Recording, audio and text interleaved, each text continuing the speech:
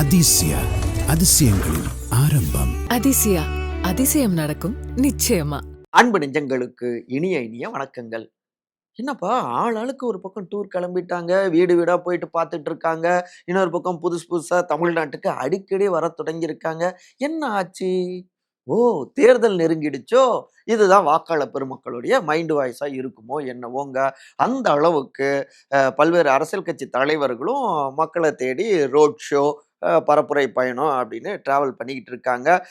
இந்த டீம்ல புதுசா இணைஞ்சிருக்காங்க பிரேமலதா, விஜயகாந்த். அவங்களும் சுற்றுப்பயணத்துக்கான திட்டமிட்டு உள்ள சில அரசியல் கணக்குகளும் இருந்துகிட்டு இருக்கு. இன்னொரு பக்கம் மோடி சில பல அசைன்மெண்ட்டுகளை கொடுத்திருக்காரு. இது மட்டும் ஓகே ஆச்சுன்னா சக்சஸ்ங்க, லோட்டஸ் இங்க மலர்ந்தே தீரும் அப்படின்னு நம்பிக்கையோடு இருக்காங்க. இந்த பக்கம் பார்த்தோம்னா மு.க.ஸ்டாலின் கட்சியினர்கிட்ட எடப்பாடியை ஒட்டி 3 முக்கியமான கேள்விகளை முன் வச்சிருக்காரு. என்ன அது? அப்புறம் மதிமுக ஒட்டியும் சில பல கணக்குகள் ஓடி இருக்காமா. கூட்டணிக்குள்ளாரையும் சில சலசலப்புகள் இருந்துகிட்டு இருக்கு. அதை சரி கட்டும் சமாச்சாரங்களும் அரங்கேறி கொண்டு இருக்கு அப்படின்லாம் தெரிவிக்கிறாங்க. அப்புறம் மிக முக்கியமா விஜய் அவருமே 30% அப்படின்னு புது டார்கெட்டை நோக்கி வீடு வீடா அவங்களும் பயணிச்சுக்கிட்டு இருக்காங்க. நிறைய விஷயங்கள் இருக்கு. ஒவ்வொரு கட்சிக்குள்ளாரையும் சீக்ரெட் ஸ்கெட்சு, ஹிடன் அஜெண்டான்ட்டு. ஸோ இந்த பின்னணிகளை பார்க்கறதாங்க இன்றைய நம்முடைய இளங்கோவன் எக்ஸ்பிளைன்ஸ்க. நான் உங்கள் சகோ சே த இளங்கோவன். நிகழ்ச்சிக்கு போகலாம். 5/1/15 களத்தில் விஜய பிரபாகரன், பிரேமலதா போடும் புது கணக்கு. உள்ளம் தேடி இல்லம் நாடி, மக்களை தேடி மக்கள் தலைவர். இந்த இலச்சினையை வெளியிட்டு புதிதாக இன்னொரு தலைவரும் சுற்றுப்பயணத்துக்கு தயாராகி இருக்காங்க. வேற யாரும் இல்ல, தேமுதிகவுடைய பொதுச் செயலாளரான திருமதி பிரேமலதா விஜயகாந்துங்க. ஆகஸ்ட் 3ஆம் தேதியிலிருந்து 23ஆம் தேதி வரை மக்களை நோக்கி சுற்றுப்பயணம் அப்படின்னு அறிவிச்சிருக்காங்க. ஏற்கனவே அதிமுகவுடைய பொதுச் செயலாளர் திரு எடப்பாடி பழனிசாமி முதற்கட்ட சுற்றுப்பயணத்தை முடிச்சிருக்காரு. இன்னொரு பக்கம் பாமகவுடைய தலைவர் திரு அன்புமணி அவரும் சுற்றுப்பயணத்தை தொடங்கியிருக்காரு. ஸோ இந்த டீம்ல புதுசா இப்ப பிரேமலதா விஜயகாந்த் அவங்க இணைஞ்சிருக்காங்க. என்ன சடனா சுற்றுப்பயணம்? என்ன நடந்துகிட்டு இருக்கு தேமுதிக வட்டாரங்கள்ல? முக்கியமானவங்க கிட்ட பேச்சு கொடுத்தங்க. எங்களுடைய கேப்டன் அவர்களுடைய மறைவுக்கு பிறகு நிறைய கசப்பான அனுபவங்களை நாங்க சந்திச்சிட்டோம். நிறைய காயம்ங்க. குறிப்பா பல்வேறு அரசியல் கட்சிகள் எங்களை டீல் பண்ண விதம். இதுக்கு முன்னாடி ஒரு காலத்துல எங்க கேப்டன் இருந்தப்ப எந்த அளவுக்கு நாங்க செல்வாக்கோடு இருந்தோம், பலத்தோடு இருந்தோம். ஆனா இப்ப அந்த காயம் இன்னும் ஆறலைங்க. இதெல்லாம் மாற்றி நாங்க யாரு அப்படின்னு ஒவ்வொரு கட்சிகளுக்கும் நாங்க ப்ரூவ் பண்ணியே தீரணும். மக்களை நோக்கி பயணிப்போம். மக்கள் எங்களை கைவிட மாட்டாங்க அப்படின்னு திட்டமிட்டு தான் எங்களுடைய அன்னியார், எங்க பொதுச் செயலாளர் திருமதி பிரேமலதா விஜயகாந்த் அவங்க பல்வேறு வியூகங்களையும் வகுத்து கொடுத்தாங்க. அதை ஒட்டித்தான் ஒரு சட்டமன்ற தொகுதிக்கு ஒரு பொறுப்பாளர், 5 சட்டமன்ற தொகுதிக்கு ஒரு மண்டல பொறுப்பாளர் அப்படின்னு அறிவிச்சு அந்த வேலையில தீவிரமாக்குனாங்க. ஒவ்வொரு தொகுதி பொறுப்பாளரும் தொகுதியை வட்டமடிச்சுக்கிட்டே இருக்கணும். அதே போல அங்க என்ன நடந்துகிட்டு இருக்கு அப்படின்னு மண்டல பொறுப்பாளர்கள் அந்த டீட்டெயில்ஸை வாங்கிக்கணும். இது எல்லாவற்றையும் தலைமைக்கு அனுப்பி வச்சுக்கிட்டே இருக்கணும். இன்னொரு பக்கம் பார்த்தோம்னா எங்களுடைய பொருளாளர் திரு சுத்தீஷ் அவரு என்னென்ன நடந்துட்டு இருக்கு அப்படின்னு அவரும் கேட்டுக்கிட்டே இருப்பாரு. தினந்தோறுமே காலை நேரத்திலேயே பெரும்பாலும் எங்களுடைய அண்ணன் சுதீஷ் ஃபோன் பண்ணி பேசிடுறாரு. எல்லோருக்கிட்டையும் கிடைக்கக்கூடிய அந்த ரிப்போர்ட்ஸ் தகவல்கள் எல்லாவற்றையும் அந்நியாருக்கு பாஸ் பண்ணிடுறாங்க. என்ன நடக்குது அப்படின்னு. இதுல முக்கியமான ஒரு விஷயம், இப்படி பண்றதால தொண்டர்கள்கிட்டயும் நிர்வாகிகள்கிட்டயும் தலைமைக்கு, அதாவது முன்ன தலைமைக்கும் நிர்வாகிகளுக்கும் ஒரு இடைவெளி இருந்ததுன்னு பேசப்பட்டது.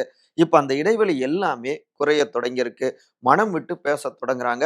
இன்னும் ஓப்பனா சொல்லணும்னா எங்களுடைய இளைஞரணி செயலாளர் அவரு எங்க கேப்டன் மாதிரியே களத்துல இன்னும் தீவிரமா இறங்கி செயல்படணும். இப்பவே அவர் வரது எங்களுக்கு சந்தோஷம். இன்னும் வேகம் எடுக்கிறப்ப அது கட்சியினருக்கு ஒரு பூஸ்ட் கொடுத்த மாதிரி இருக்கும். அவர் போட்டியிட்டப்பயே விருதுநகர்ல எந்த அளவுக்கு செல்வாக்கு இருந்தது அப்படின்னு தெரியும். நாடாளுமன்ற தேர்தல்ல குறைந்த வாக்குகள் வித்தியாசத்துல தான் எம்பி பதவி மிஸ் ஆனது. இந்த முறை நிறைய அளவிலான எம்எல்ஏக்களை மிஸ் பண்ணாம நம்ம சட்டமன்றத்துல நிரப்பிடணும். இதுதான் எங்களுக்கு கொடுக்கப்பட்ட டாஸ்க். 234 தொகுதிகளுக்கும் ரீச் பண்ணணும். அதை புரிஞ்சுக்கிட்டு தான் இப்ப இந்த சுற்றுப்பயணமும் அறிவிக்கப்பட்டிருக்கு அப்படிங்கிறாங்க தேமுதிகவில் இருக்கின்ற சில முக்கியமான நிர்வாகிகள். இதுல முக்கியமா முன்னெல்லாம் தலைமை அலுவலகத்துக்கு வந்தாலே பெருசா கண்டுக்க மாட்டாங்க. தலைமையில இருக்கிறவங்க. ஈஸியா லீடர்ஸ நெருங்கவே முடியாது. ஆனா, இப்ப அந்நியார் எல்லோரையும் சந்திச்சு இங்க யார் வந்தாலும் சந்திச்சு அவங்க ஃபோட்டோவுக்கு போஸ் குடுக்குறாங்க. அன்போடு பழகி ஃபோட்டோ எடுத்துக்கிறாங்க. இதெல்லாமே நிர்வாகிகளுக்கு, தொண்டர்கள் கிட்ட ஒரு பூஸ்ட்ட குடுத்திருக்கு. உற்சாகத்த குடுத்திருக்கு. அதேபோல 234 தொகுதிகளுக்கும் தலைமையில இருக்கிறவங்க வரப்ப கேப்டனையே பெண் வடிவத்துல பார்க்குற மாரி, அவங்களுடைய மகன் வடிவத்துல பார்க்குற மாதிரி, அது இன்னும் வாக்காளர்கள்ட்ட ஒரு நெருக்கத்த உருவாக்கும். அத ஒட்டி தான் இந்த பயணத் திட்டமும் அமைக்கப்பட்டிருக்கு அப்படிங்கிறவங்க, கூடுதலாக தலைமையில இருக்கிறவங்களுடைய எதிர்பார்ப்பு அப்படின்னா, இந்த இடத்துல கணிசமான தொகுதிகள வாங்கி விடணும். எந்த கூட்டணியில சேர்ந்தாலும். பொதுவா சொல்லப்படுறது 50 தொகுதிகளாவது வாங்கிடணும் அப்படின்னு. அது ஒரு தொடக்கத்துல ஒரு லிஸ்ட்ட எப்படி தொடங்குறது? அதுக்காக 50ன்னு சொன்னாலும், குறைஞ்சபட்சம் 15 எம்.எல்.ஏக்கள சட்டமன்றத்துக்கு அனுப்பியாகணும். அதுல உறுதியா இருக்கணும் அப்படிங்கிறது தான் முதற்கட்டமாக சொல்லப்பட்டிருக்கு. அதுக்கு தோதாக இருக்கின்ற, எங்களுக்கு சாதகமாக இருக்கின்ற வட மாவட்டங்கள்ல சில தொகுதிகளும், சவுத்ல விருதுநகர், திருநெல்வேலி, தென்காசி இப்படியான அந்த சவுத் மாவட்டங்களிலும், மதுரையை ஒட்டியும் சில தொகுதிகள பட்டியலிட்டு, அதுல கூடுதல் கவனமும் செலுத்தத் தொடங்கியிருக்கோம். பூத் கமிட்டி பூத் முகவர்கள் அவங்க கிட்டயும் பேசிக்கிட்டு இருக்கோம். இன்னும் பூத்துக்கள வலுவாக்குவது, அந்த தொகுதிகள்ல, வட்டாரங்கள்ல இருக்கக்கூடிய பிரச்சனைகள கையில் எடுத்து, தீவிரமா அங்க களத்துல மக்களோடு இன்டராக்ட் பண்றது, நெருங்கி பழகுவது, மக்களுக்காக களமாடுவது, இப்படி நிறைய திட்டங்கள்லாம் உள்ளுக்குள்ளார பேசப்பட்டிருக்குங்க. ஒவ்வொன்னா இப்ப நாங்க செயல்பாட்டுக்கு கொண்டு வரப்போறோம். இத ஒட்டித்தான், இதுல நாங்க வலு காட்டிட்டாலே, ஆதரவு அதிகமானாலே, ஆட்டோமேட்டிக்கா நாங்கள் கேட்கின்ற தொகுதி எங்களுக்கு கிடைக்கும் அப்படின்னும் உறுதியா தெரிவிச்சிட்டு இருக்காங்க. தேமுதிகவுல டாப் லீடர்ஸோடு நெருக்கமாக இருக்கின்ற முக்கியமான நிர்வாகிகள். அத ஒட்டி தான் இந்த சுற்றுப்பயணத்துல ஒரு யங் கேப்டனாக எங்களுடைய விஜய பிரபாகரனையும் நீங்க பார்க்கலாம். சக்சஸ் ஆக்குவாரு அப்படின்னும் நம்பிக்கை குறையாம பேசுறாங்க. அதே அதே தேமுதிகவினர். அதே நேரத்துல தேமுதிகவ வச்சும் சில கணக்குகள் திமுகவிலயும் ஓடிக்கொண்டிருக்குங்க. நோ எம்டிஎம்கே, எஸ் டிஎம்டிகே, அறிவாலயத்தின் கணக்குகள் என்ன? மதிமுகவுடைய பொதுச் செயலாளர் திரு வைகோ அவருடைய மாநிலங்களவை எம்பி பதவிக்காலம் முடிஞ்சது ஜூலை 24ஆம் தேதி. அப்ப அவரு நாடாளுமன்ற அவையில அவருடைய உரை வழக்கம் போலவே எழுச்சிகரமாக இருந்தது. என்னுடைய ஆயுள் முழுக்கவே தமிழீழ போராட்டத்துக்கு ஆதரவா இருப்பேன், விடுதலைக்கு அப்படிங்கிறத அழுத்தமாக பதிவு செஞ்சாரு. மேலும் முன்னாள் முதலமைச்சர் மறைந்த திரு கலைஞர் மு கருணாநிதி, அப்புறம் முன்னாள் சென்ட்ரல் மினிஸ்டர் திரு முரசொலி மாறன் அவங்க குறித்தும் நன்றியோடு பல விஷயங்களை நினைவு கூர்ந்தாரு திரு வைகோ. இதை ஒட்டித்தான் நாடாளுமன்றத்தின் புலி அப்படின்னும் தன்னுடைய அன்பை ஓப்பனாகவே நன்றியும் பதிவு செஞ்சிருந்தாரு முதலமைச்சர் திரு மு.க.ஸ்டாலின். ஓப்பனாக இப்படி அன்பு பரிமாற்றங்கள் இருந்தாலும், முதலமைச்சர் அந்த முக்கியத்துவத்தை புரிஞ்சிருந்தாலும், திமுக, மதிமுக இந்த 2 கட்சிக்குள்ளாரையும் சில சலசலப்புகள் இல்லாம இல்லைங்க. அத மறுப்பதற்கு இல்லைங்க. அதுக்கு முதன்மையான காரணம் அப்படின்னு பார்த்தோம்னா, முதன்மை செயலாளர் திரு துரை வைகோ. தொடக்கத்திலேயே அதாவது கூட்டணியில நாங்க அதிக அளவுல சீட்டுகள எதிர்பார்க்கிறோம் அப்படின்னு சமீபத்தில சொன்னது. அவரு சொன்னதுல இருந்து தான் அதிகமாக ஏனைய கூட்டணி கட்சிகள்லாம் எங்களுக்கு அதிக சீட் வேணும் அப்படின்னு கேட்கத் தொடங்குனாங்க. நாடாளுமன்ற தேர்தல் நேரத்திலும் சில பல விஷயங்கள் இருந்தது. தனி சின்னத்துல அப்புறம் போட்டி போட்டாங்க. குறிப்பா வைகோ அவர்களுக்கு மறுபடியும் எம்பி பதவியை கொடுக்கணும், ராஜ்யசபா சீட் ஒதுக்கணும் அப்படின்லாம் எதிர்பார்த்திருந்தாங்க. ஆனா அதை தான் மாற்றி மக்கள் நீதி மய்யத்துடைய தலைவர் திரு கமல்ஹாசன் அவருக்கு கொடுத்துட்டாங்க. அவரும் பதவி ஏற்றுக்கிட்டாரு. இதுதான் மதிமுகவினர் தரப்புக்கு ரொம்பவே வருத்தம். ஓப்பனாகவும் சில இடங்கள்ல பதிவும் செஞ்சிருக்காங்க. ஆனாலும் கூட்டணியில தொடர்ந்தபடி இருந்தாங்க. இதுல திமுக சைடுல இருக்கக்கூடிய வருத்தம் புரிஞ்சிருப்பீங்க. ஏற்கனவே மதிமுகவுடைய உட்கட்சி கூட்டத்துக்குள்ளார நிர்வாகிகள் கூட்டத்துல பார்த்தோம்னா, முதலமைச்சர் திரு மு.க.ஸ்டாலினை சீன்ற மாதிரி, அதாவது கூட்டணிக்கு பங்கம் வர மாதிரி பேசியிருந்தாங்க. அப்ப திரு வைகோ தடுத்தாலும் கூட, அவருக்கு தெரியாமலா போயிருக்கும் முன்கூட்டியே அப்படின்னு ஒரு வருத்தம் திமுகவுக்கு இருந்தது. அந்த நேரத்துல தான் திமுக தரப்புல உடனடியாக மதிமுகவில் இருக்கக்கூடிய சில முக்கியமானவர்கள இங்க திமுகவுல இணைச்சாங்க.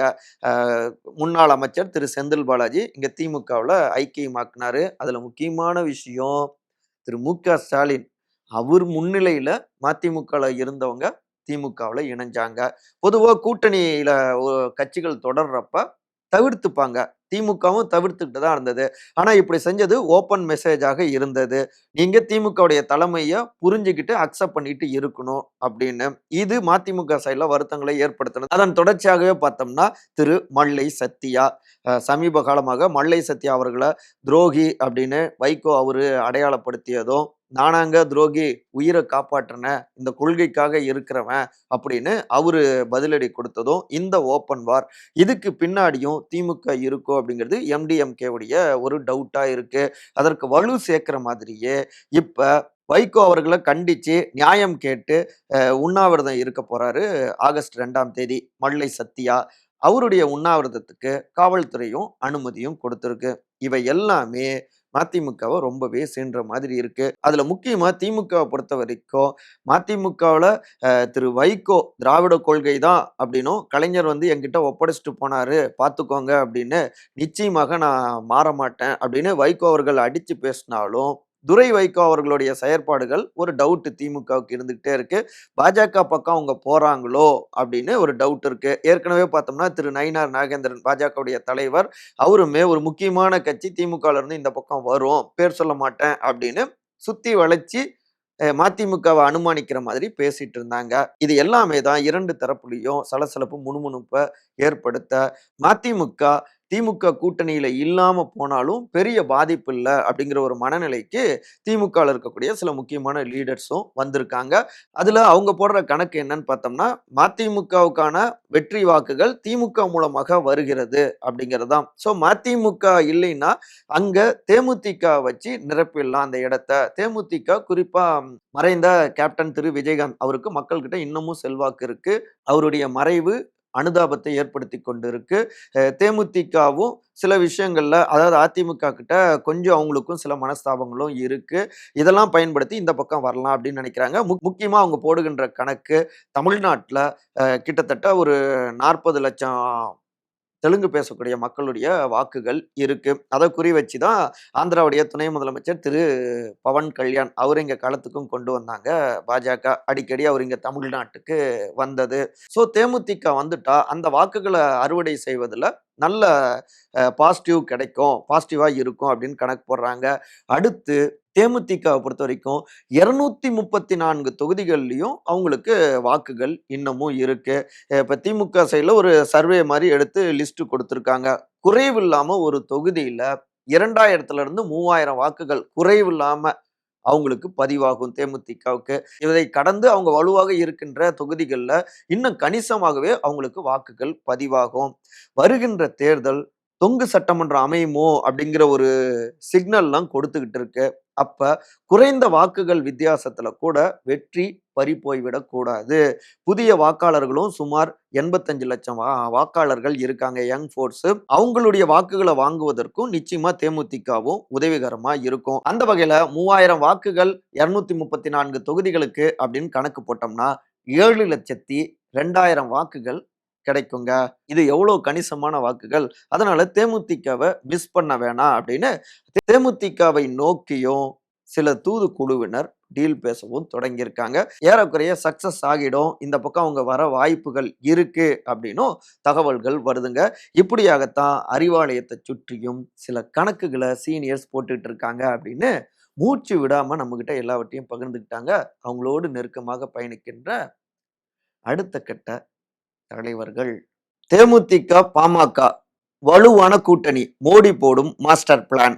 தமிழ்நாட்டுல பாஜக வலுவாக வேர் ஊன்ற வேண்டும், தாமரைய மலரச் செய்ய வேண்டும், அதிக அளவிலான எம்எல்ஏக்களை பெற வேண்டும். அது இன்னொரு பக்கம் வீக்கான மாநிலங்கள்ல இருந்தும் அதிக எம்எல்ஏக்கள் கிடைச்சா அது மாநிலங்களவையில அதிக அளவிலான எம்பிக்கள் பிரதிநிதித்தை உருவாக்கவும் உதவும். அப்ப 2 அவைகள்லயும் மசோதாவை சட்டங்களை நிறைவேற்ற அது உதவியா இருக்கும், பிரச்சனை இல்லாம. சோ இப்படி பல்வேறு கணக்குகளோடவும் ஒவ்வொரு மாநிலத்துக்கும் ஸ்கெட்ச் போட்டு வேலை பார்க்குறாங்க. இப்போ ஓராண்டுல தேர்தல் வருவதால தமிழ்நாட்டுக்கும் இதை ஒட்டி அடிக்கடி வர தொடங்கியிருக்காங்க பாஜகவுடைய சீனியர் லீடர்ஸ். குறிப்பாக பிரதமர் திரு நரேந்திர மோடி அவருடைய தமிழ்நாடு வருகை.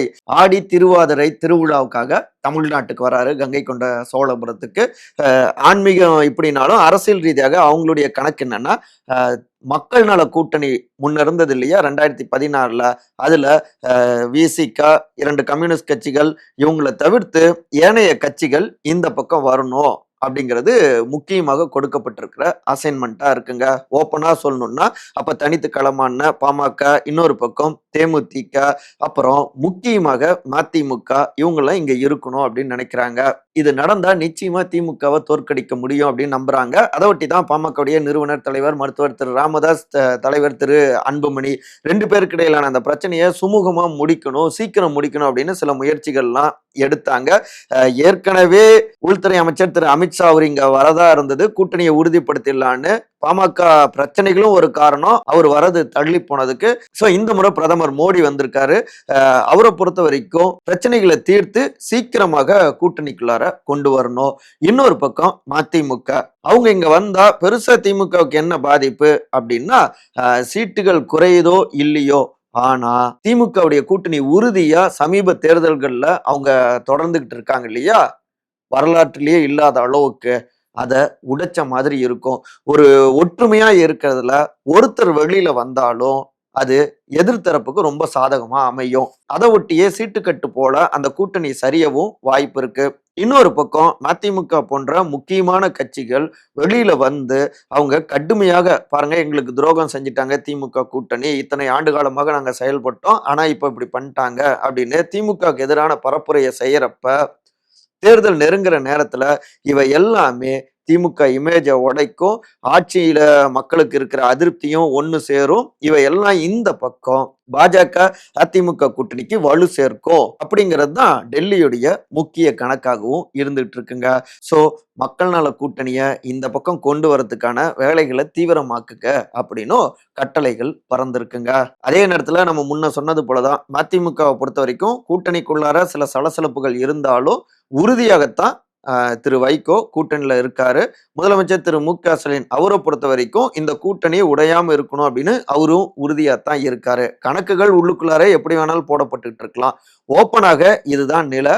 ஆனாலும் எந்த நேரத்தில் எதுவும் ஆகலாம். சோ அத கவனிச்சுக்கிட்டே இருந்து அது தங்களுக்கு சாதகமா மாத்திக்கிறதுக்கு ஒவ்வொருத்தரும் திட்டமிட்டுக்கிட்டு இருக்காங்க. அதில் ஒன்றுதான் டெல்லி போடுகின்ற கணக்குகள். அவங்களுடைய கமலாலய முக்கிய நிர்வாகிகள் மூலமாக இந்த தகவல்களும் நமக்கு வருதுங்க.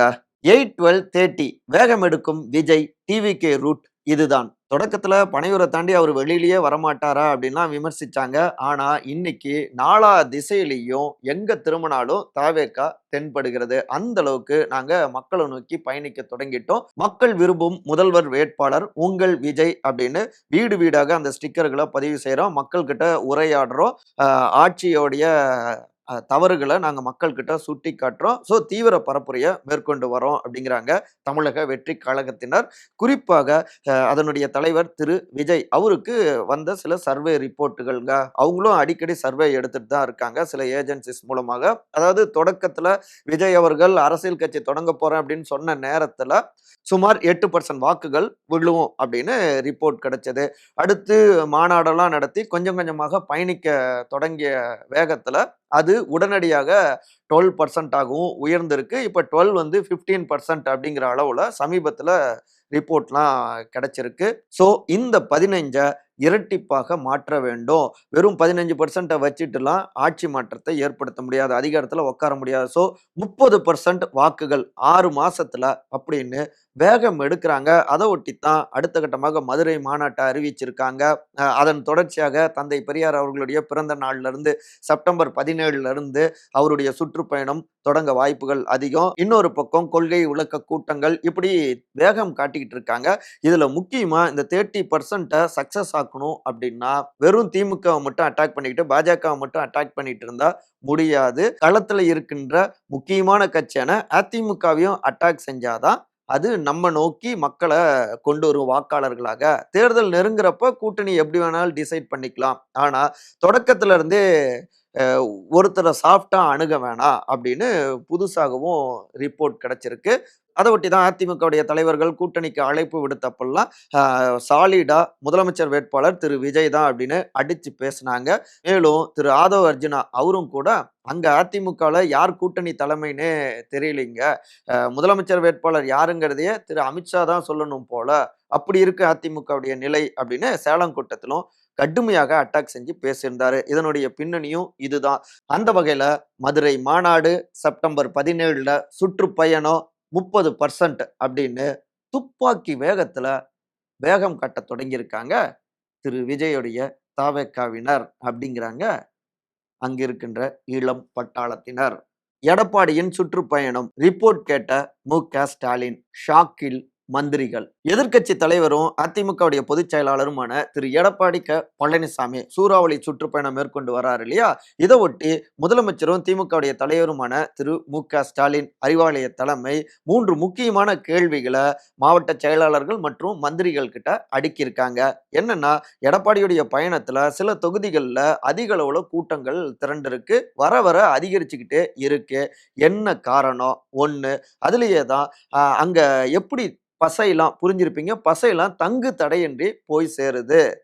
இதனுடைய பின்னணி என்ன? அடுத்து இந்த தொகுதிகளில் பொறுப்பாக இருக்கின்ற அமைச்சர்கள், அங்க இருக்கின்ற எம்எல்ஏக்கள் இவங்கெல்லாம் ஒழுங்காக வேலை பார்க்கலையா? மக்கள்கிட்ட திட்டங்களை ஒழுங்கா கொண்டு போய் சேர்க்கலையா? மூன்றாவதாக கட்சி பணியும் கூட நீங்க இங்க ஒழுங்கா செய்யலையா? அதனால தான் ஆதரவு, மக்களுடைய ஆதரவு அந்த பக்கம் போகுதா? அப்படின்னு 3 முக்கியமான கேள்விகளை அடுக்கியிருக்காங்க. இதுல பசை விவகாரத்தை பொறுத்த வரைக்கும் ஆளுங்கட்சியில கோலோச்சுகின்ற சிலருடைய தயவுல மாவட்ட அளவுல சில முக்கியமான ஒப்பந்தங்கள்ல எதிர்க்கட்சி தரப்பினரும் அந்த ஒப்பந்தங்களை எடுத்திருக்காங்க. அதன் மூலமாக தாராளமாக அவங்களுக்கு பசை புழங்கி இருக்கு. அதெல்லாம் தான் இப்படி எடப்பாடி அவருடைய பயணத்துல தாராளமாகவும் செலவாகி இருக்கு. இதே நிலை தொடர்ந்தா தேர்தல் நெருங்குறப்ப அது இன்னும் ஆட்சிக்கு ஆபத்தா மாறிடும் அப்படின்னு யார் யாரெல்லாம் இப்படி எடுத்து கொடுத்துருக்காங்க, தொடர்புல இருந்திருக்காங்க அப்படின்னு அந்த லிஸ்டையும் இன்னொரு பக்கம் உளவுத்துறைகிட்டையும் கேட்டிருக்காரு சிஎம். ஸோ கொஞ்சம் ஆடி போய் அலறி போயிருக்காங்க சில மந்திரிகள் அப்படிங்கிறாங்க இந்த உள் விவகாரங்களை நன்கறிஞ்சவங்க. நம்ம காணொலியுடைய நிறைய பகுதிக்கு வந்தாச்சு. எல்லா பக்கமும் சூறாவளி காத்து வீசிக்கிட்டு இருக்குங்க, அரசியல் சூறாவளி காத்து. போக போக பரபரப்புக்கு பஞ்சம் இருக்காது, சுவாரஸ்யத்துக்கும் தான். பார்ப்போம் என்ன நடக்குதுன்னு. மற்றபடி இதே போன்ற அரசியல் சார்ந்த காணொலிகளுக்கான விகடன் டிவியை சப்ஸ்கிரைப் பண்ணுங்க. மறக்காம உங்களுடைய சிறந்த கருத்துக்களை கருத்துரை பகுதியில் வந்து பதிவு செய்யுங்க. அனைவரும் அன்பால் ஒருங்கிணைந்திருப்போம். நன்றி, வணக்கம். அதிசயங்களின் ஆரம்பம். அதிசயா, அதிசயம் நடக்கும் நிச்சயமா.